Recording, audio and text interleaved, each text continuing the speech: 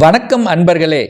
அஸ்ட்ரோசிரி channel வாயிலாக நான் உங்கள் அஸ்ட்ராலஜர் டாக்டர் சதீஷ். மீனராசி அன்பர்களே, இந்த 2024வது வருடம் மார்ச் மாதம் எப்படி இருக்கும்னு பார்க்கும் பொழுது உங்களுடைய ராசிநாதன் லக்னநாதன் என்று சொல்லக்கூடிய குரு பகவான் 2ஆம் இடம் என்கின்ற தனஸ்தானத்தில் போய் உட்கார்ந்திருக்கார். அப்போ உங்களுடைய எண்ணங்கள், செயல்கள், சிந்தனைகள் எல்லாமே தனத்தை எப்படி பெருக்குவது, குடும்பம் சார்ந்த விஷயத்தில் இருந்து வந்த பிரச்சனைகளை தீர்ப்பது அல்லது குடும்பத்தில் ஒரு உறுப்பினரை இணைத்துக் கொள்வது, இந்த மாதிரியான சிந்தனை ஓட்டங்கள் தான் அதிகமாக இருக்கும். ஆனா உங்க ராசியிலேயே ராகு உட்கார்ந்திருக்கார் அல்லவா, சர்ப்ப கிரகம், பாம்பு கிரகம் என்று சொல்லக்கூடிய அந்த ராகு இருந்து உங்களுக்கு அந்த ராகு பிரம்மாண்டமாக திங்க் பண்ண வைப்பார். அப்போ அளவுக்கு அதிகமாக ஒரு கற்பனை திறனுங்கிறது அதிகமாக கொடுத்து விடும். ஸோ இந்த விஷயத்தில் இங்க மட்டும்தான் நீங்க ஒரு விஷயத்தை ரொம்ப, அதாவது ஒரு புதிய விஷயத்தை ஆரம்பிக்கும் போது ரொம்ப யோசித்து செயல்படுத்தணும் அப்படிங்கிறதையும் ஞாபகத்தில் வைத்துக் கொள்ளுங்கள். ஏன்னா இந்த மார்ச் மாதம் 14ஆம் தேதி என்று சூரிய பகவான் உங்க ராசியில வந்து அமர்கிறார்.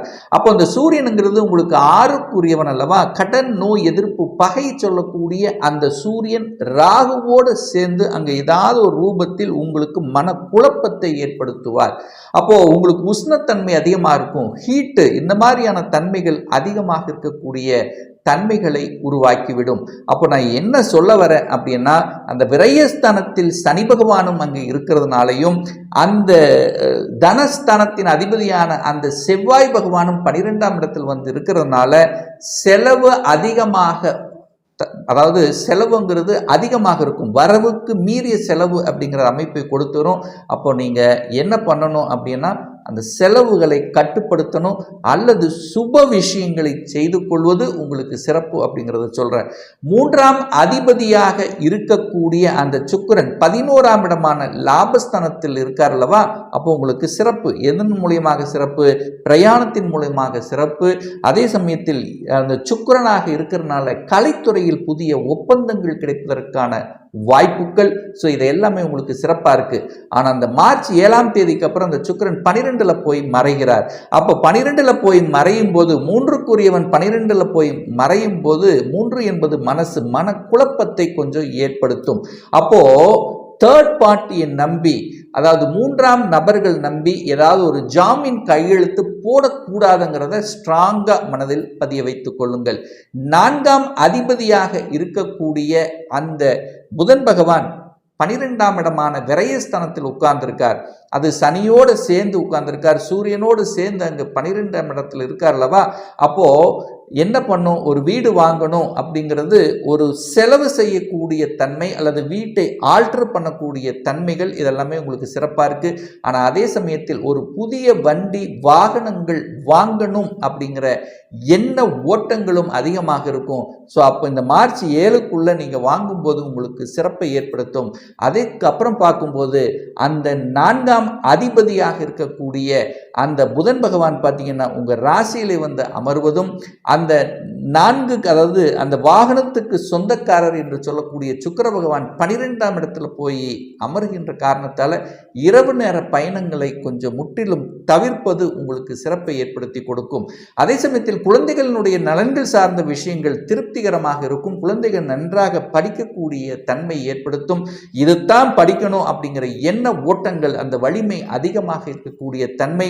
சூரியன் அப்படிங்கிற அந்த சிம்ம மனையை அந்த சூரியன் பார்க்கறதுனால ஒரு சிலர் வந்து பார்த்தீங்கன்னா, நான் அரசு எக்ஸாம் எழுதி அந்த அரசாங்க வேலைக்குத்தான் செல்லணும் அப்படிங்கிற மன உறுதிப்பாட்டு எடுக்கக்கூடிய ஒரு நல்ல காலகட்டமாக உங்களுக்கு அமைகிறது அப்படின்னு சொல்றேன். ஏன்னா 6ஆம் இடத்தை இந்த சூரிய பகவான் வலுப்படுத்துகிறார்.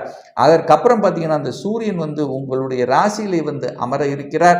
அப்போ தகப்பனுடைய உடல்நலம் சார்ந்த விஷயத்தில் இப்போ கொஞ்சம் கவனமாக இந்த மார்ச் 14ஆம் தேதி வரை கொஞ்சம் கவனமாக இருப்பது உங்களுக்கு சிறப்பை ஏற்படுத்தி கொடுக்கும். ஏன்னா சின்ன சின்ன உடல்நல தொந்தரவுகள் ஒரு செலவு வைக்கக்கூடிய தன்மையை ஏற்படுத்திவிடும். ஆனால் அதே சமயத்தில் கடன் சார்ந்த விஷயத்தில் ரொம்ப கவனமாக இருக்கணும். அதாவது இதுக்கு அப்புறம் பார்த்தீங்கன்னா இனி ஒரு 1.5 வருடங்களுக்கு அப்புறம் பார்த்தீங்கன்னா உங்களுக்கு ஜென்ம சனி வருகின்ற காரணத்தால் இப்போ அதை செய்யலாம், இதை செய்யலாம் அப்படின்னு சொல்லி பணத்தை ஏதாவது ஒரு இடத்துல போட்டு லாக் ஆகக்கூடிய சந்தர்ப்பங்களை உருவாக்கும். ஸோ அதுக்குள்ள போகாமல் பார்த்து கொள்வதும் உங்களுக்கு சிறப்பை ஏற்படுத்தி கொடுக்கும். எதிரி தொல்லைகள் உங்களுக்கு தெரியாமே உங்களுக்கு எதிரிகள் முளைத்து கொண்டு இருப்பார்கள் அங்கங்கே. ஸோ அந்த விஷயத்திலும் நீங்கள் கொஞ்சம் கவனமாக இருக்கணும். கேது 7ஆம் இடத்தில் உட்கார்ந்திருக்கார். அந்த சர்ப்ப கிரகம் 7ஆம் இடத்தில் அமர்ந்து இருக்கின்ற காரணத்தாலும் அதே சமயத்தில் பார்த்தீங்கன்னா அந்த 7ஆம் அதிபதி என்று சொல்லக்கூடிய அந்த புதன் பகவானுடைய பார்வை அந்த 7ஆம் இடத்துக்கு பதிகின்ற காரணத்தால திடீரென்று திருமண வாய்ப்புகளும் ஒரு சிலருக்கு ஏற்படுத்திவிடும்.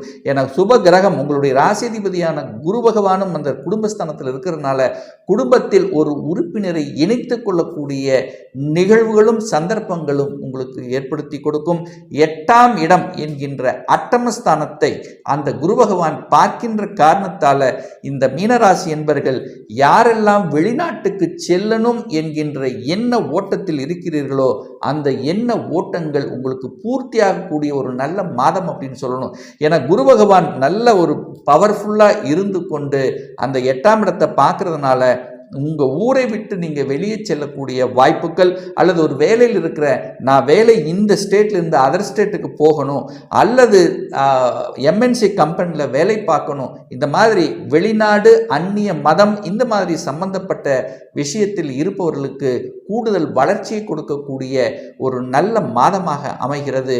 அந்த 9ஆம் இடத்தை இந்த சனி பகவான் பார்க்கின்ற காரணத்தால தந்தை சார்ந்த விஷயங்கள், தந்தை வர்க்கம் சார்ந்த விஷயத்தில் கொஞ்சம் கவனம் எச்சரிக்கையோடு நடந்து கொள்வதும் இந்த காலகட்டம் உங்களுக்கு சிறப்பை ஏற்படுத்தி கொடுக்கும். 10ஆம் இடத்தை, அதாவது 10ஆம் இடம் என்பது தொழில் ஸ்தானம். ஸோ அந்த இடத்தை குரு பகவான் பார்க்கின்ற காரணத்தால வேலை மாற்றம், தொழில் மாற்றம், வியாபார மாற்றம், இந்த மாதிரி எந்த மாற்றங்கள் உங்களுக்கு வந்தாலும் அது நல்ல மாற்றமாக அமையும். அதை ஏற்றுக்கொள்ளலாம் அப்படிங்கிறது தான் இந்த இடத்துல நான் ஸ்ட்ராங்காக சொல்கிறேன்.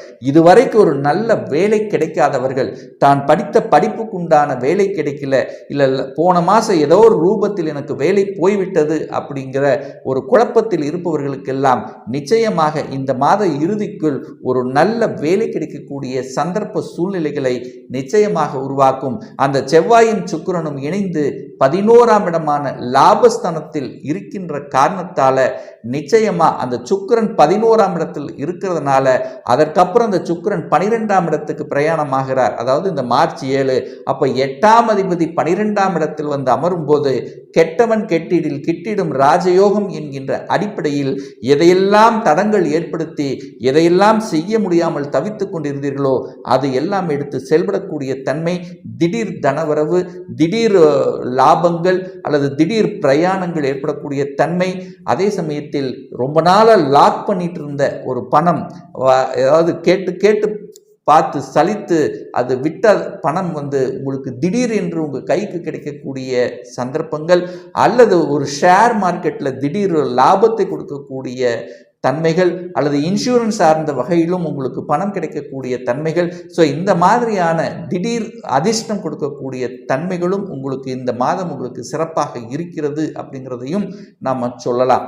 அதே சமயத்தில் இந்த மாதம் ஒரு நல்ல வழிபாடு அப்படின்னு எடுத்துக்கொண்டால் இந்த மீனராசி அன்பர்களுக்கு உங்க ராசியிலேயே ராகு இருக்கின்ற காரணத்தால அந்த ராகு அப்படிங்கிறதுனா ஒரு உக்கிரமான ஒரு தெய்வம் அப்படின்னு எடுத்துக்கலாம், அல்லது துர்க்கையம்மன் வழிபடுவது உங்களுக்கு அனைத்து விதத்திலும் அந்த மனக்குழப்பத்தில் இருந்து விடுபடும். அதே சமயத்தில் 7ஆம் இடத்தில் கேது இருக்கின்ற காரணத்தால திருமணம் சார்ந்த விஷயத்தில் தடைபட்டு கொண்டிருந்தவர்கள், அல்லது கணவன் மனைவிக்குள்ள சின்ன சின்ன பிரச்சனைகள் இருக்கின்றவர்களுக்கெல்லாம் தினமும் உங்கள் வீட்டுக்கு அருகில் இருக்கின்ற அந்த விநாயகரை சென்று வழிபடும் போது நிச்சயமா அந்த குடும்பத்தில் இருந்து வந்த அத்தனை விதமான பிரச்சனைகள் தீர்வதற்கு ஒரு வழி பிறக்கும் என்பதில் எந்தவித மாற்று கருத்தும் கிடையாது.